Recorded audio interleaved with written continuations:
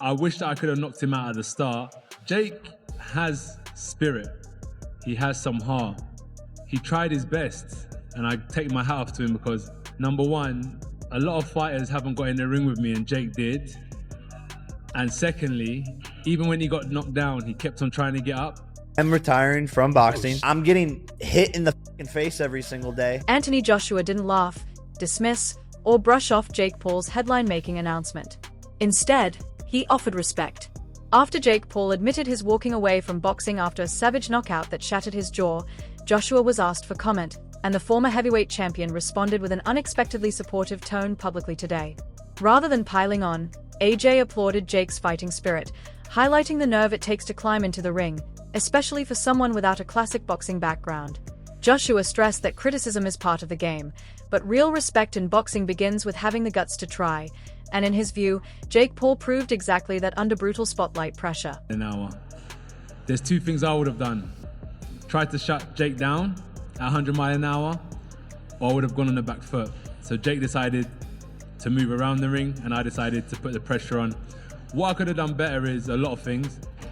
100%. In the fight game, you've seen the amazing fighters that have graced us over the last 100 years, and the expectations that we put on ourselves are immense, but I tried my best. Jake done well while it lasted, but if you remember what I said in the interview with Cameron is, fighting's not just physical, it's psychological. And when you understand the psychological warfare, I did say to you is that, Jake, what's gonna happen? I'm gonna see a time when I'm gonna take your soul and you're either gonna give up or you're gonna get knocked out. And unless you have that instinct, you just will never be a good fighter. So I wish that I could have knocked him out at the start.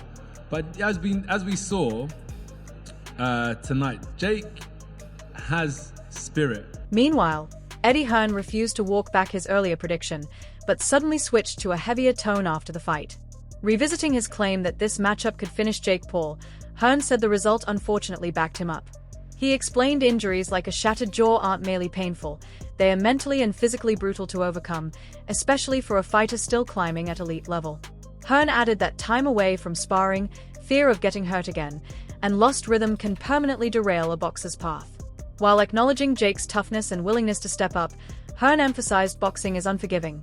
And nights like this often push fighters to seriously question whether the risk is ever worth it for their careers long term. Because when this fight was first announced, you had said something to the effect of this would end Jake Paul's career.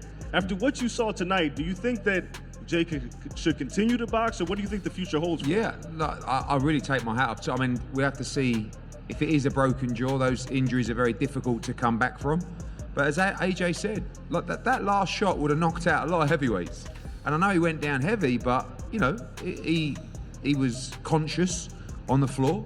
And I thought his game plan, although obviously very negative early on, which it had to be, was smart at times. And there were times where he held his feet and let his hands go. You know, it was a very one-sided fight. It was always going to be a one-sided fight. But you can't give him anything but credit and respect. There's a lot of negative people out there. There's a lot of people who want to criticise people. They're not doing what Jake Paul's done. He just went in with Anthony Joshua and gave it his best shot. Took a lot of punishment and ended the fight eventually. Paul's plan for the matchup against Anthony Joshua centered on movement, speed, and dodging Joshua's power for as long as humanly possible. Paul openly admitted before the fight that his approach was to rely on agility and footwork, endlessly circling, keeping distance, and forcing Joshua to chase him around the ring, hoping to frustrate the former heavyweight champion and survive all 8 rounds. His team, and Paul himself, said he wanted to avoid that single shot and depend on cardio and angles to go the distance. The concept was simple. Stay moving, irritate Joshua, and make him miss instead of trading head-on with a heavier, far more experienced puncher inside the boxing ring. Oh, the game plan from both guys from round 1. Jake was very mobile. I mean, he had the happy feet going. He was circling around the outside of the ring. He was not looking to engage in elongated combinations. He was not looking to stand in the center of the ring with AJ, and people are going to say Jake ran from AJ, and you're right. Because guess why? He absolutely had to. Again, talked about this in the build-up to the fight. He had to be mobile. He had to be on his bike. So yes, you're justified in saying Jake ran from him because he had to. He had to. And anybody that convinced themselves that Jake was going to walk to the center of the ring, stand in the phone booth with AJ and trade punches until someone laid flat, you were lying to yourself, or you convinced yourself of something you saw in the promo. This was always going to be the way the fight went. I wasn't surprised at all that this is the way that Jake started and pretty much fought the entire time. I was a bit surprised that AJ didn't assert himself earlier. Now, again, it is very hard to hurt someone that doesn't want to engage in a continuous fight. Round one, very much a feeling out process for AJ. Didn't really look like he did much, but Jake didn't either. There was one right hand that AJ landed in the first round that shook Jake up. That's the danger that was coming for Jake the entirety of the fight. The second and third rounds were pretty much the same. A bit of a mixed bag in terms of Jake tried to get on his jab more. He did land some jabs that snapped the head back of AJ and landed some right hands, but this was all calculated risk for AJ as well, because he knew as long as he turned that faucet on and let the water run and let it fill up the sink and never turned the faucet off, that eventually he would drown Jake, right? So every round it was pressure, front foot, and AJ strategically breaking down Jake's gas tank. I will say I'm pretty let down by the fact that AJ didn't cut the ring. I was shocked that he didn't go to the body more. I was shocked that he didn't set up his punches more, didn't get his head off the center line more. It was not a great performance from AJ, but at the same time, AJ had just come off a loss. AJ had just come off surgery. I'm not making excuses, but it was... Nikisa Badirian jumped in to shield Jake Paul, making it obvious the final result didn't erase what truly unfolded inside the ring. According to Nikisa, Jake followed his game plan flawlessly on fight night, sticking to the strategy built in camp and delivering exactly what was demanded from him round by round. He stressed that boxing is merciless. One error or one clean punch can flip everything instantly. But from a tactical view, Jake did exactly what he should, showing discipline, preparation, and growth even after the crushing outcome that followed the brutal fight night. It was a moral victory because he expected to win. I do think he showed who he is as a fighter. I think he deployed the strategy that he was very clear about going into, that he was going to look to make AJ miss, and AJ missed a number of times. And ultimately, I think the weight of AJ caught up to Jake Paul. If you look at the first 3 rounds, AJ wasn't really able to touch him. But when AJ was in a clinch with him a couple of times, pushed down on the back of his neck, pushed down on the back of his head, got him to the ground. There was a few times where Jake looked like he was going for a takedown. Again, that was Jake trying to engage in the clinch, and AJ smartly moved back. In one instance, I think it was the 5th round, Jake engaged for a clinch, AJ moved back and started punching down on Jake's back. So all of those things kind of deteriorated or emptied Jake's gas tank a lot earlier than I think he expected it to.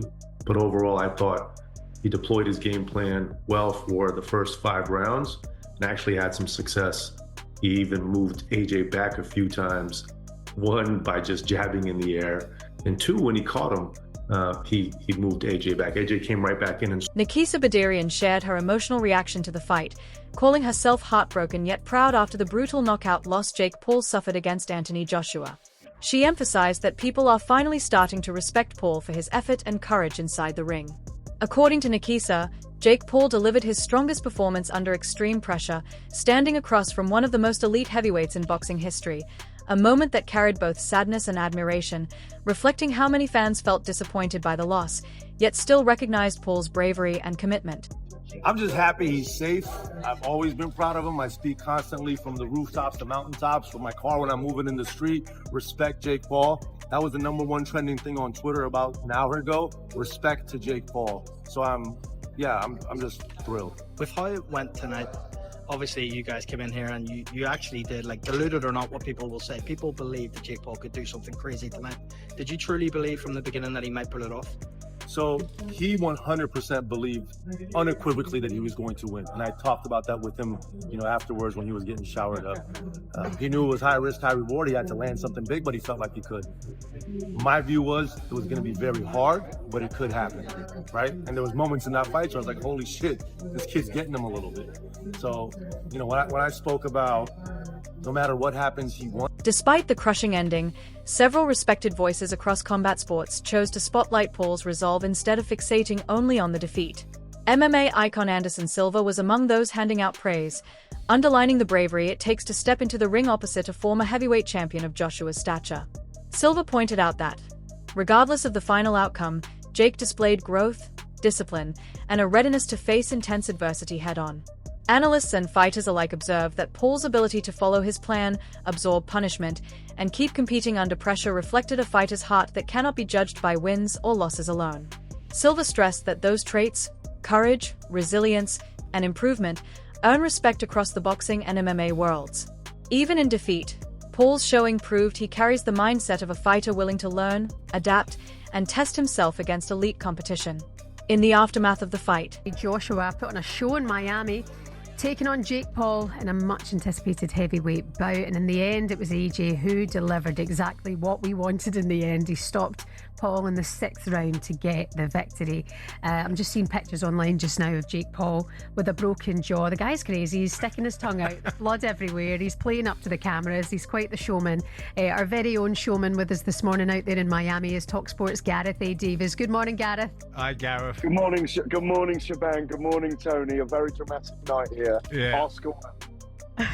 Gareth, I've got to ask you, because obviously he'll be criticised, I think, for sort of running around the ring in the first few rounds. But, boy, I've got to say, this Jake Paul is game as anybody I've seen. He is very, very bold and very brash and very brave.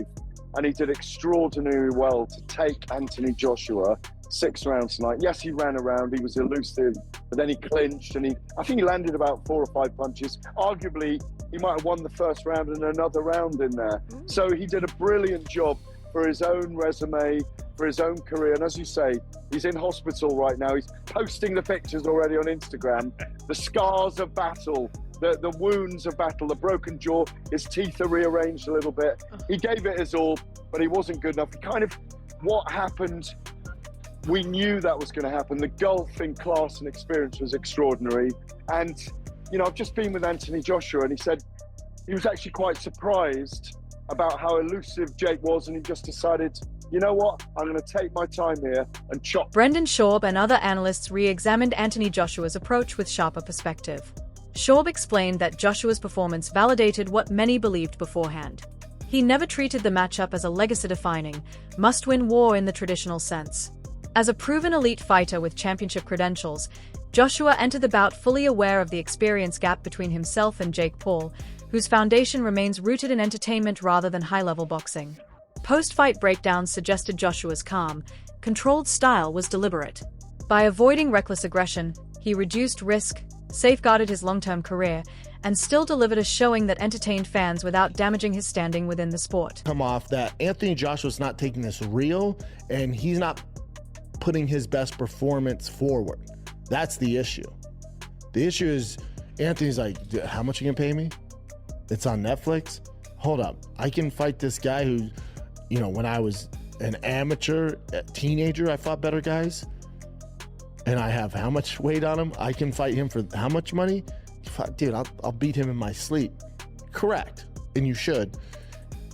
And it's such a disservice to the sport of boxing and to the actual fans of boxing if Anthony Joshua doesn't go out there and absolutely dominate Jake Paul. If it goes to decision, if it goes past 6 rounds, Houston, we have a problem. Boxing, we have a problem. And now, people are going, where was this energy with Gervonta Davis? Different. You're talking about a very, very small guy. I've worked with Gervonta. He's fucking tiny. And size can overshadow a lot of that stuff. I still think Gervonta should still win that fight. And the body shots, if he's taking it seriously, that should have got the job done. But obviously he has his legal issues and that went out the window. But when you're talking about an actual world-class heavyweight who went toe-to-toe with Klitschko, with fucking all these bad boys, if Anthony Joshua takes this serious, as he should, this shouldn't even be a competition, and it's brilliant. Because for Jake, okay, cool, man. Got knocked out by one of the best to ever do it, or got finished by one of the best to do it. At least I got in there. And I'm not even a heavyweight. I'm a cruiserweight at best. Either I'm too light in the ass for that. I should be fighting down. He's shooting for the moon. Legendary ring announcer Michael Buffer delivered a different take on the impact of Jake and Logan Paul on modern boxing. He emphasized how the brothers injected new energy into the sport, pulling in younger audiences who may never have paid attention to boxing otherwise. Their skill at crafting storylines, building hype, and generating massive excitement has undeniably widened boxing's reach. Buffer admitted that while critics still question the legitimacy of crossover bouts, the Paul brothers' influence on boxing can't be ignored. By drawing new viewers and boosting mainstream interest, they've unlocked wider fan engagement and expanded media attention. That surge has also allowed established fighters to connect with broader, more diverse audiences, blending entertainment appeal with real athletic competition. Buffer ultimately labeled this crossover wave a net positive for boxing, arguing the sport thrives when elite skill meets smart promotion. In his view, spectacle mixed with serious competition doesn't weaken boxing's integrity. It strengthens its visibility and long-term appeal. In hindsight, many analysts have boiled the entire build-up and aftermath down to what they call a Tom and Jerry show, claiming the outcome was obvious long before fight night. From their angle, Jake Paul fully embraced the role of the loud, over-the-top instigator, using theatrics and trash talk to sell the spectacle. Anthony Joshua, meanwhile, stayed quiet and calculated, conserving energy while studying his opponent. Once the fight started, that contrast became impossible to miss. Joshua's experience, accuracy, and composure quickly took control, breaking Paul down and closing the show with a decisive knockout. A finish that shocked casual viewers, yet matched expert expectations perfectly. Performance by Jake, brother. Come on, bro. He's a fucking legend for that. He has such big balls getting in the ring with that guy, dude. Josh was a monster. He stayed in it the whole time, and I'm really proud of Jake, dude. All my respect to him, bro. Whatever outcome. I mean, dude, he went 6.5 rounds with Anthony Joshua, one of the best in the world, so I got nothing but respect. And got up like 2 times? No, it was sick. Talk about that. I mean, there's been other heavyweights that have felt that right hand who haven't got up. Nagano, so many people, bro. They're over him, right? Jake's got a tough chin, dude.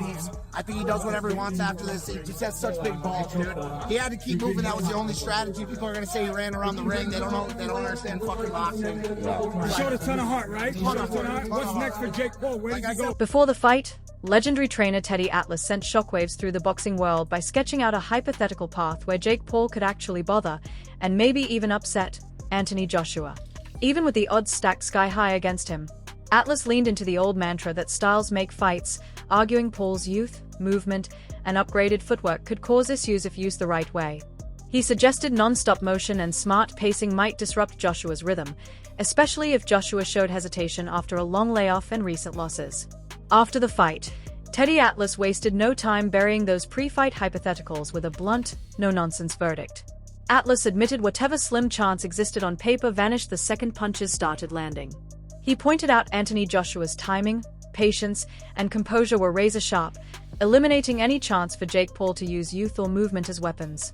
Atlas noted Joshua controlled distance, waited for errors, and punished them decisively, the signature of a seasoned elite fighter. Talk about news that broke out, and it's someone that you've always shown respect to, and I've asked you these questions before about Jake Paul. We had a surprise announcement just the other day about him and Anthony Joshua. What was your reaction when you saw that announcement? It shocked a lot of people in boxing. What did you make of that, or what do you make? Jake hasn't made too many mistakes so far, so it got my attention. It got Teddy's attention. He's been growing. He's been growing in the ring. He's been growing outside the ring. He's been growing in confidence. I think that in the Canelo situation, that didn't happen. He was ready to do that. I think if anything else, if nothing else, he's showing you that he truly is believing in himself. And that, you know, he's been a work in progress. He still is. And he's showing you, he's putting his money where his mouth is. Everyone's calling for him to do this, to do that. And, you know, he's always had the advantage with guys that weren't real fighters. They were fighters, they were older fighters, they were MMA fighters, they were this, they were that. They were smaller, they were older. Now he's taking a guy that's bigger, older, but bigger, a real can't debate if he's a fighter. 2-time heavyweight champ. Coming off, but he's a smart son of a gun. He's a gutsy son of a... I always stood up for him because everyone was saying he was hurting the sport. He wasn't hurting the sport. In some ways, he was bringing interest in a different way to the sport. But Do you buy into the praise Jake's getting after the loss, or was Joshua's experience what truly made the outcome inevitable? Share your takes in the comments below.